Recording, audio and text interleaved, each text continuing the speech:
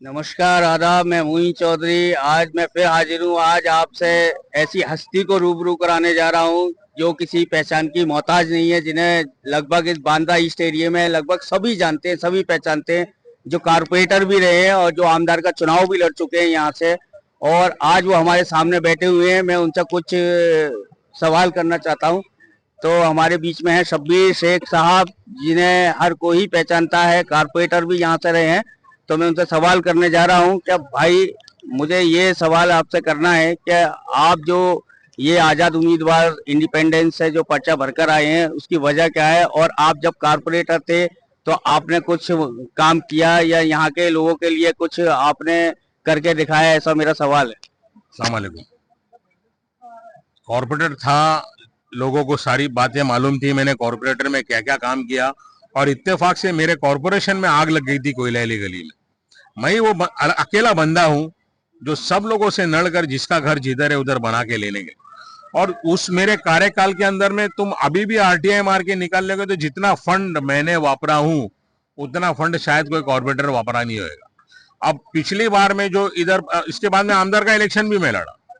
अब जितने भी मुद्दे बहराम के हैं और या स्लम्स के मुद्दे हैं वो आज भी मुद्दे हैं। ठीक है, हमने पिछली बार जो है वो हमारे वाले आदमी को जीता के लेकर आए थे, जिशान बाबा सिद्दीकी को। और बाबा सिद्दीकी का चेहरा एक था, तो उसके अंदर में दोनों चीज के अंदर में वो आदमी निकल गया था।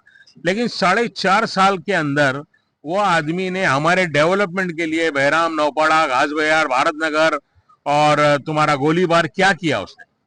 वो जितने भी क्वेश्चन उठाया है विधानसभा के अंदर, सिर्फ अगर राजनीतिक आदमी रहेगा वो जानेगा कि वो अपनी रोटी सेक रहा था, पब्लिक की नहीं। और हम अभी जो इस बार इलेक्शन में आए हैं तो हमने देखे कि भाई ठीक है, एक आदमी, मैं 2017 में भी इलेक्शन लड़ा हूं कॉर्पोरेशन का। 2017 में जब मैं इलेक्शन लड़ रहा था उसी वक्त मैंने ताजा ताजा जो है बीजेपी छोड़ा था। और मेरी बीजेपी छोड़ने की वजह जो थी वो ट्रिपल तलाक वाला पहला मसला आया था। वो ट्रिपल तलाक का मसला जो आया, मैं बोला ये मेरी कौम के खिलाफ जा रहा है। उसके बाद तो कई मसले आए, अभी अब तो एनआरसी है, ये वो सारे मसले आ गए।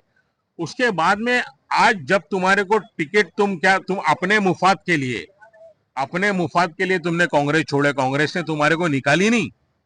कांग्रेस को तुम बदनाम नहीं कर सकते। तुम अपने मुफाद के लिए पार्टी छोड़े और पार्टी छोड़कर तुमने तुम्हारे वालिद साहब के साथ में पार्टी ज्वाइन कर लिए। और अभी 2 दिन पहले आप दर्शा रहे हो कि मैं जो है वो अभी मैं अजीत दादा पवार का चोला पहनकर आ रहा हूं, मैं घड़ियाल में हूं। लेकिन नहीं भाई, ये घड़ियाल जो है बंद वाली घड़ियाल है। इसके पीछे बीजेपी है और आरएसएस है और इसके पीछे शिंदे की सेना है। और ये सारे वो लोग हैं जिन्होंने मुसलमानों को काटने की, छाटने की बात की है। और अभी खुद नारा लग रहे, बटेंगे तो कटेंगे, बटेंगे तो काटेंगे इन लोग। हम तो अभी भी डेवलपमेंट की बात कर रहे हैं। नाली गटर तुम आखिरी के 3 दिन आके, 3 महीना पहले आके नाली गटर प्राइवेट में बना रहे हो।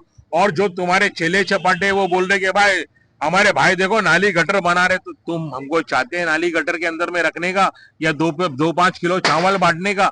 मतलब तुम हमारे को मोदी की तरह फकीर ही रखना चाहते हो? वो तो पूरे देश को फकीर कर रहा है, तुम तुम्हारे बांद्राइज विधानसभा को फकीर कर रहे हो और खुद बंगलों में रह रहे हो। अरे हम तो यहाँ के जुड़े हुए हैं। हम अभी, हमारे से गरीब कैंडिडेट कोई नहीं है। हमने यहाँ पर काम किया और काम के मुद्दे पर वोट मांगने के लिए आए हम। मतलब हर इलेक्शन लड़े और हर इलेक्शन में डंके की चोट पे इलेक्शन लड़े। और ये भी इलेक्शन लड़ेंगे, डंके की चोट पे लड़ेंगे इंशाल्लाह। बस मेरे मोहल्ले वाले मेरा साथ दे देवे। नहीं तो यहाँ पर जो मामला जीआर आ गया है धारावी में, वो जीआर इधर लेकर आके अगर बहराम में, अल्लाह ना करे ऐसा हो, अगर इन लोगों ने बहराम में, ये बीजेपी के हाथ में जाने वाला आदमी है। बीजेपी आधी रात को जिधर साइन करने बोली ये प्लॉट चला जाएगा, मुसलमान बिखर जाएंगे। मैं ये चेतावनी देने के लिए आया, भले मैं जीतू या हारू, लेकिन मेरे को मेरे वाले लोगों ने जीता के कई बार लेकर आए, कई बार मेरी इज्जत रखे उन लोगों ने। मैं उनको इतला देना चाहता हूं कि इस बार अगर कोई कैंडिडेट, भले वो मुस्लिम का चोला पहनकर आ रहा हो, तुम्हारे कौम के लिए कुछ करेगा नहीं। तुम्हारे कौम की सत्यानाशी, और कौम की सत्यानाशी बोले तो तुम्हारे घर बाल बच्चों की सत्यानाशी। तो यहाँ पर अभी 2-5-10 हजार रुपए मत देखो, रात मत देखो, चांद रात मत देखो। यहाँ पर जब तुम्हारा छत बोलने का टाइम आएगा ना तो हम सीने पे गोली खाने के लिए तैयार है। हम उतरेंगे, हम लड़ेंगे और हम लड़कर बताए हैं। ये हमारे सब मतलब जो जितने हमने काम वो ये ना ये सब काम गिनवाए। तुम 4.5 साल में हम लोगों का क्या उद्धार किया और अभी आकर तुम क्या उद्धार कर दोगे? अरे मौत और जिंदगी तो अल्लाह के हाथ में है। हमारे वाली साहब भी नहीं है, तुम्हारे वाली साहब भी नहीं है, सबके वाली साहब नहीं है। लेकिन अगर भाई ठीक है तुमने कोई जिहाद करके गए हो, अभी पूरा निकलेगा इलेक्शन के बाद तो सब मालूम पड़ेगा। तो सिंपत्ति पे वोट मत मांगो। अगर तुम शर्मदार हो तो अपने काम पर वोट मांगो, तब मैं तुम्हारे को मर्द समझूंगा मेरे सामने कैंडिडेट खड़ा है। नहीं